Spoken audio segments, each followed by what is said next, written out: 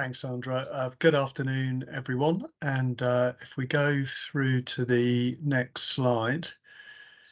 So as Sandra was saying, I'm going to do a little bit of a very quick introduction to Cancer Support UK.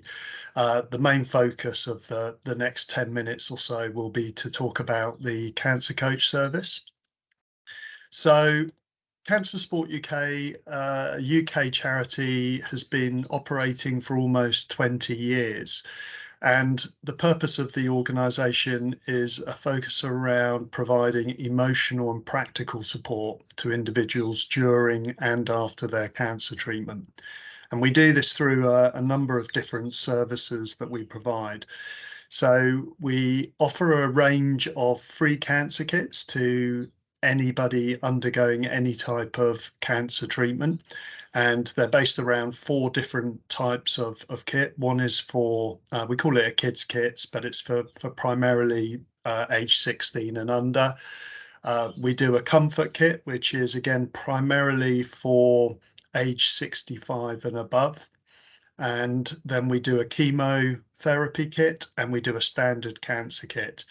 And all the items in those kits have been sort of put together by people that have lived experience. And there's nothing that remarkable about the items in their own right, but when they're put together, they're often items that people undergoing treatment don't realise can offer them some form of comfort or benefit.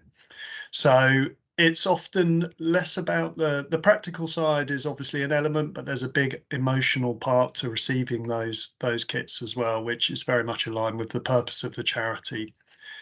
The second thing that we do is we provide training to organisations through a variety of different services. So this year we've provided e-learning training to around about 18,000 individuals. And this is an online module that just educates people at a very high level about cancer to build their confidence to engage with individuals within their organisation that are impacted by cancer. You may have seen in the press recently, there's been a lot of press around the stigma that affects people that have been impacted by cancer in the workplace. I think it was around about 50% of individuals felt that they wouldn't even inform their boss if they were diagnosed with cancer. They'd be too nervous to have that conversation. So there's a lot of work to do there to address the stigma in the workplace, and we do that through the training services that we provide. We also are training volunteers within organisations, a bit like mental health first aider training, and we're creating workplace cancer support ambassadors. We also run a number of campaigns around Easter and at Christmas. We call it the Cuddles campaigns, and we send out sensory toys that can be warmed up in a microwave that go out to children across hospitals across the UK. So we typically would send around about 1,500 of those toys out of that period. And then finally, and the main focus of today, is our Cancer Coach service, which is providing emotional support to people following cancer treatment that feel they need some additional support to sort of continue their recovery and their journey. And we've sort of launched this year 3 commitments that kind of tie into all those services. So by 2026, we want to have delivered over 10,000 Cancer Coach training sessions to participants. We want to make sure that every child that's diagnosed with cancer in the UK has the opportunity to receive a free kids cancer kit. And we intend to train over 10,000 workplace cancer support ambassadors across organisations in the UK. If you want to go to the next slide, please.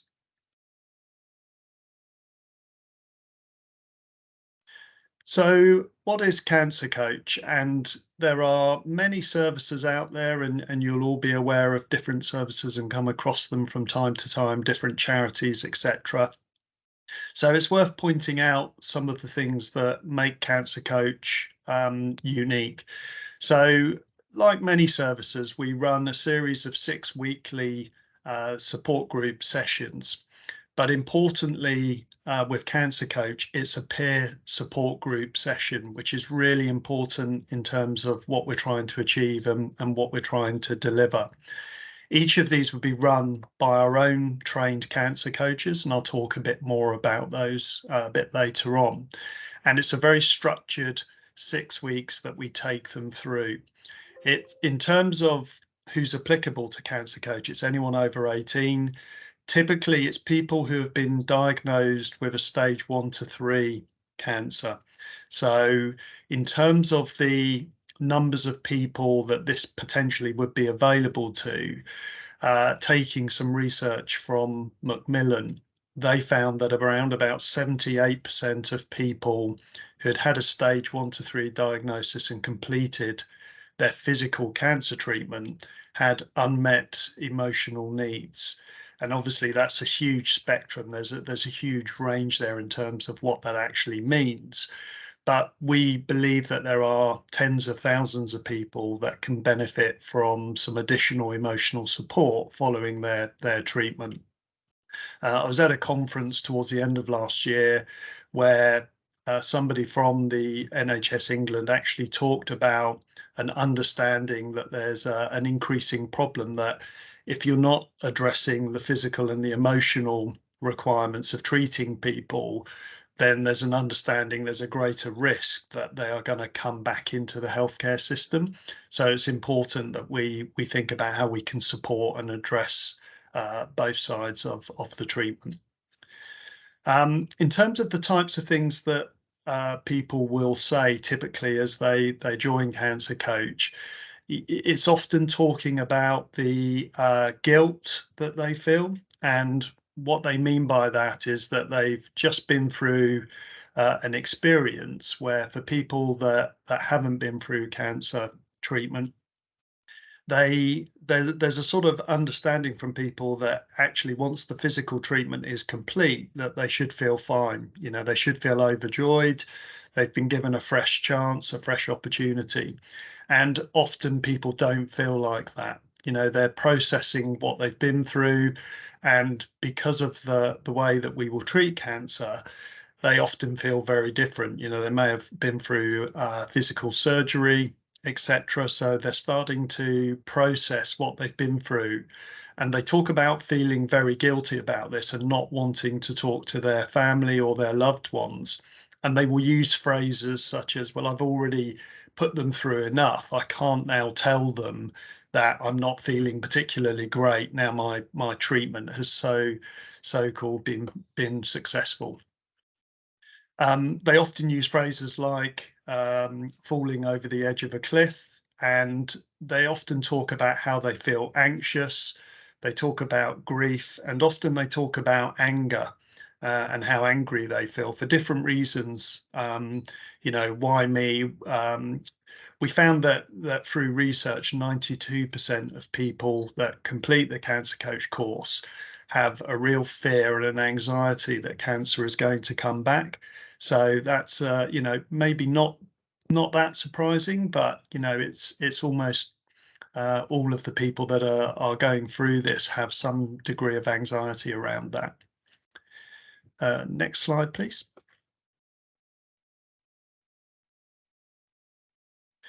So in terms of the Cancer Coach service and the structure of the course that we've designed, this has been put together using people that have lived experience. We also have some subject matter experts that helped us design this course. And we worked very closely with the Mental Health Foundation. And the main focus of the Cancer Coach service is to understand those emotional challenges and help people understand that it's okay to have those feelings, and that actually it's not just them that feel like that. And that's the important part of the peer group, is that being in a situation where you're talking to other people that have been through their own challenges and have their own emotional feelings around that and challenges around that, that sharing those feelings is actually a really important part of the process and allowing people to move forwards. It's also about the skills that we give people to start to help manage themselves, building their resilience, giving them some tools that they can use so that they can go away and start trying to work through some of the emotional challenges and feelings that they're having. The groups themselves are facilitated by our cancer coaches who are all volunteers, but they all come from backgrounds in professional coaching and counselling. So they have that degree of experience and professionalism. And then we have 4 weeks of intensive training that they do around cancer and the cancer coach service before they are able to go and deliver the sessions. Each of the coaches will touch base with the team, the cancer coach team at the charity after each of the sessions has been held. So we're in constant contact, and there's a constant level of support that we provide them as they go through this process. Next slide, please. So I'm not going to go through this in detail because I think the slides will be shared, but you can see here that we have a very clear structure across the 6 weeks. Each session is for around about an hour and a half each week, but we will take on a core topic and sometimes two topics in a session. We will actually have exercises that they do within that session, but they get a very substantial workbook so that they can also spend some time in that week between sessions doing some additional work and thinking about the skills that we've been talking about.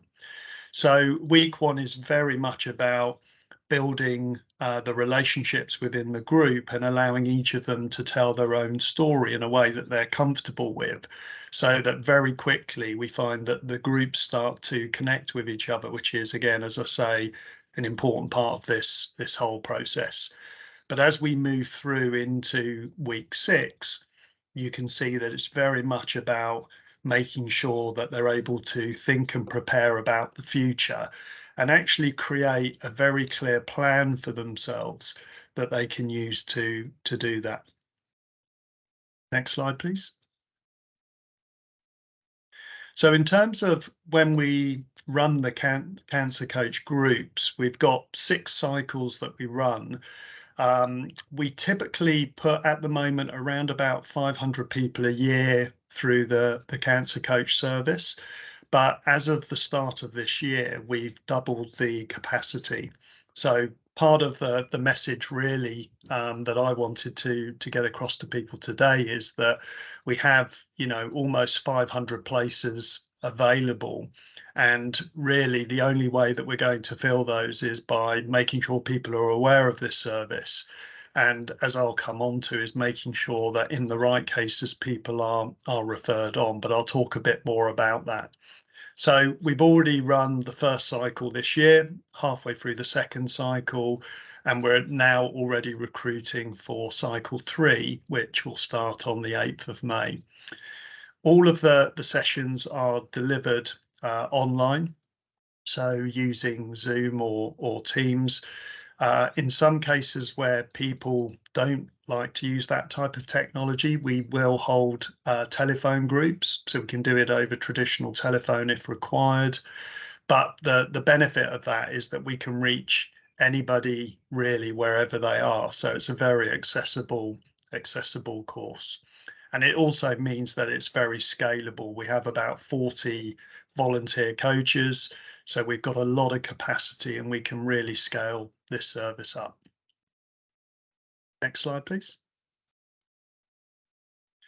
This always looks rather complicated, but it's actually really simple. So in terms of how we onboard people, on the Cancer Support UK website, you'll see that there's 2 options. One is for somebody to complete their own application online, but we also increasingly will take referrals from healthcare workers or people who want to refer somebody onto the service. So you'll see there's 2 buttons on the website where you can refer somebody through if needs be, or they can do it themselves. Every single application is vetted very, very carefully, and we have a team, our own dedicated team, who will make sure that the individuals that come onto Cancer Coach are suitable. If somebody was a little bit unsure as to whether or not somebody would be suitable, we always say that allow them to do the application, because when we work with those individuals to ensure they are suitable, if they are not, we make sure that we will guide them back to what we believe is the relevant service, or send them back to talk to their GP or their health advisor. So, I think it's better that we get people coming through, and that we make sure that if people can benefit from this service, that we can get them booked on. The other thing that we do is we do measure impact. So you can see that at the beginning of the session, we will actually do some work to understand how those individuals are feeling, what their concerns are, etc. And then by the end of session 6, we will also do a post group survey, and make sure at that point we can signpost people to the relevant places if they need additional support. We have, worth mentioning also, that we have safeguarding very carefully built into the entire process, so that the coaches are trained to flag to us immediately if there are any safeguarding issues. And we have a very tried and tested process to make sure that any individuals that we identify as vulnerable, or potentially needing additional support, that we reach out to them very quickly. Next slide, please. The good news is that we've been running the Cancer Coach service for a few years, so we're starting to become more familiar to people across the health professions. So it's good that we are actually getting referrals coming through already. And this was some feedback from a clinical lead in Leeds, just talking about the fact that the experience that this was able to provide for somebody, the words they used was life-changing experience. And so although the numbers of people and the level of impact will vary, I think the thing that we're very clear about from the feedback is that this can have a really significant difference to people. Next slide, please. And most importantly, we measure very carefully the impact for the participants that are attending the course. So in the 2.5 years or so that we've been running Cancer Coach, the good news is that we have a 100% recommendation rate from the participants that complete the feedback. So this is hundreds of participants now, which is a statistic we're very proud of. I'm not sure we'll be able to maintain that as you start dealing with thousands of people, but it's certainly an ambition that we have. And you can see from some of the comments, it's very much about building people's confidence about the future, giving them some tools, bit of resiliency. But I think the most overwhelming thing that I've seen personally around the impact and the delivery of this is the bonds that are often formed in those groups over the 6-week period. So often individuals will ask to stay connected to those groups, and we have around about 280 individuals who are still very closely connected with the charity, because they want to participate in additional research, provide additional support. So it goes to show the importance of the connections that are made. And I think that is, there might be one more slide. There you go, one more slide. So this is really just to say that there might be time for some questions now. There might not, depending on how much I've run over. But welcome to contact me directly. Charlotte Poulter is the head of our service and can be contacted as well. But do follow us on social. We're constantly updating. We're very active there. But very happy to deal with any further inquiries. Thank you.